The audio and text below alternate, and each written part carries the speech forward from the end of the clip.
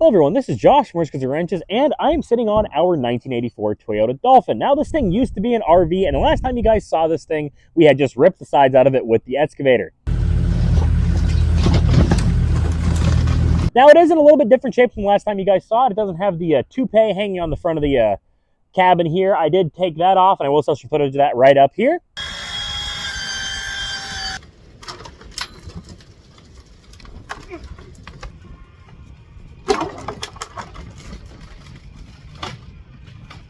And there are a few things I do need to finish up before I can actually start driving this thing. Number one is this thing does not have taillights anymore, and I do need to fix that because you do need taillights for your vehicle to be road legal. Now, I have a couple taillights that aren't exactly the most beautiful things in the world, but they will work just fine for just getting this thing down the road. I bought them from my local Amazon overstock or damaged goods warehouse. Just a couple random taillights. They don't have to be fancy. They don't have to be pretty. They just have to have wiring I can splice into this thing and have to work to make this thing actually be street legal again. Now, I am going to put on different taillights and everything like that when I do get around to putting a flatbed on this thing. But for now, this will at least get us on the road.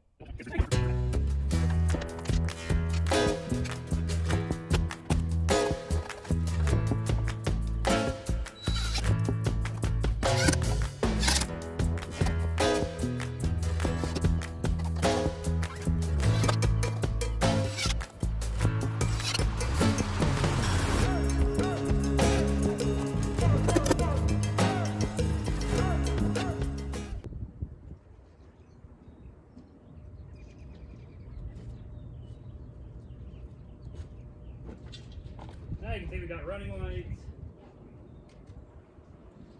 got brake, turn signal,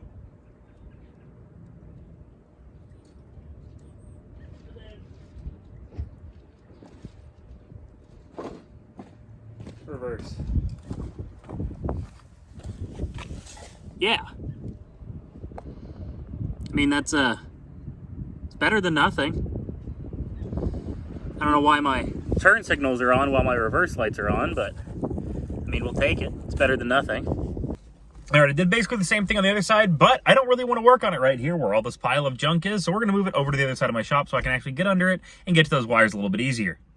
Then I moved this thing to where it's at now on the other side of my driveway. It was sort of in the way over there, and there was a lot of debris and everything like that under it from us demolishing the thing, so I needed to move it to clean up under it, so I moved it right over to where it's at now on the other side of my shop.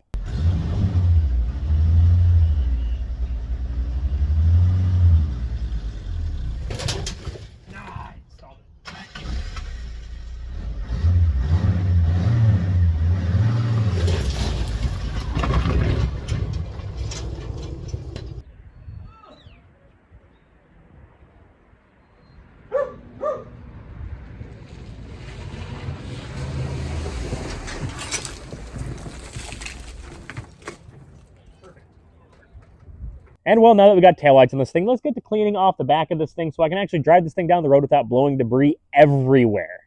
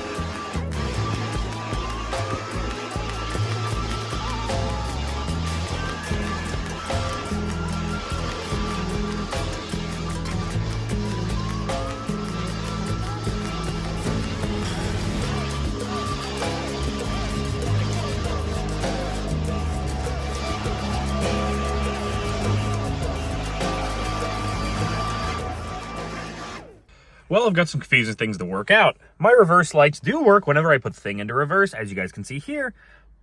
But whenever I hit my tail lights or my brake lights, my reverse lights come on as well. So I'm going to wire up my own little thing just specifically to the brake lights the whole way back there, run it up to here, and then have a little wires that's hanging off the gear shift that I can just touch together when I want reverse lights and pull them apart, so that way my reverse lights are never on. My turn signals may come on when I hit the brakes, but that's a little bit less worrying than a reverse light coming on. That's gonna, you know, shout, pull me over, and I don't want that.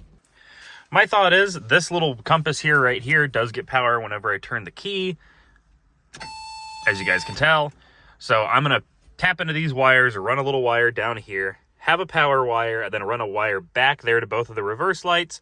And then whenever I want reverse lights, I can just touch them together. That'll click on the reverse lights. Whenever I don't, I can just pull them off. I'll just zip tie them to this gear shift, and it can just hang out here as I'm rolling through the gears. That's not really going to bother me too much.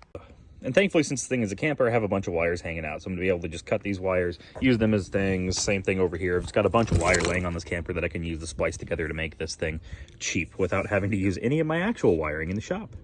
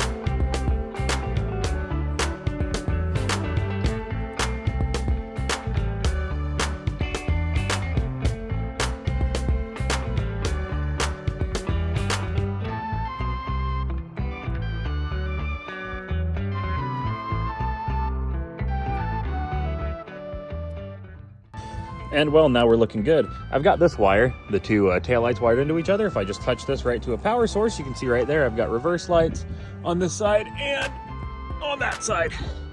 Now I just need to run this wire all the way up to the cab and then get a little power source for it.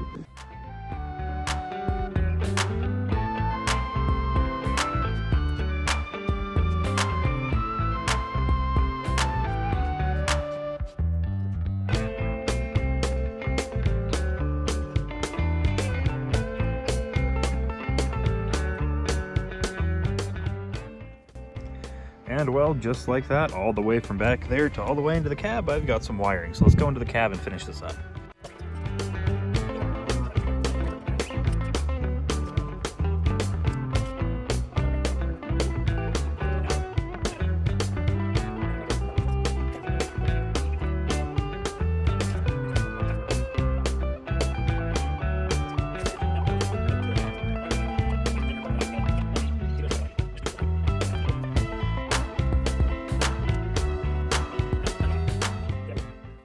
Let's see, so I've got them twisted together. I've got that one twisted together. Let's go back here and see what we got.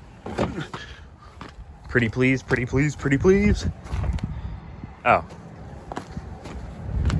Wait, the ignition is on. I should have lights. Maybe it's the other wire. All right, now maybe? Hey, there we go. Now we have reverse lights. Perfect. A little bit dull, but they are there. Alrighty, so like I said there, we're gonna put some nails into the ground, zip tie these wires to them so they can't flop around everywhere and hurt something. So let's do that real quick. Alright, we got everything zip tied up where it needs to be, drove some nails and screws into the ground, zip tied them there so that wire isn't flopping around anymore. And over here I had an even better idea. I found one of them alligator clamps, and then I can just clamp it together whenever I want reverse lights and not whenever I don't. And I did figure out why the reverse lights were so dull. This battery did die. I had the headlights on for a long time and I killed it. It won't even start the car anymore, so that's why the reverse lights were so dull. And well, this is it. I've got my wire kind of beautifully run. I might tuck that out of there just to make it look a little bit more beautiful.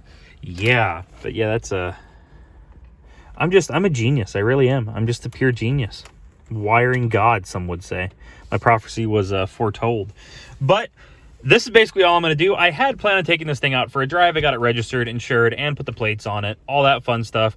Only for it to be about 30 degrees today, and I'm not trying to take this tarp off because it did rain last night and get some sort of cold or anything from driving this thing around and putting gas in it. But it is actually ready to drive. We have taillights, we have reverse lights now, we have turn signals, we have the bed cleaned off. We actually do have those tail lights mounted the way they should be, quote unquote. This thing does run normally pretty nice. And now, another cool thing is I did get a good battery for this thing for free. The battery I took out of my truck, that thing had died. It didn't have enough cold cranking amps to start my truck during the winter when it got really cold around here, but it has been working just fine to start this thing, because I mean, this thing is probably legitimately half the size of that truck. Thing's got a 5.4 Triton. This thing has a 2.4 liter straight six, so it's basically half the size, probably half the cold cranking amps. This thing takes nothing to get going, and the battery works just fine for this thing. But if I do leave it sit for a long time with the headlights on, or just leave it sit without starting it for 3 or 4 days, it does do this and it does die. But, I mean, give it a jump start. I can drive it around for a day or two. And as long as I don't let it sit, it should be all right. And well, without further ado, this is Josh from Whiskers and Wrenches. If you guys like this type of content, let me know down in the comments. Hit the like button. If you dislike it, dislike it. If you like this type of content in general, subscribe. I only ever do car stuff here in this channel. Nothing else. I don't do podcasts, gaming stuff, nothing like that. I only do car stuff. So, hope you guys are having a great day, and peace out. See you guys in the next one. Bye-bye.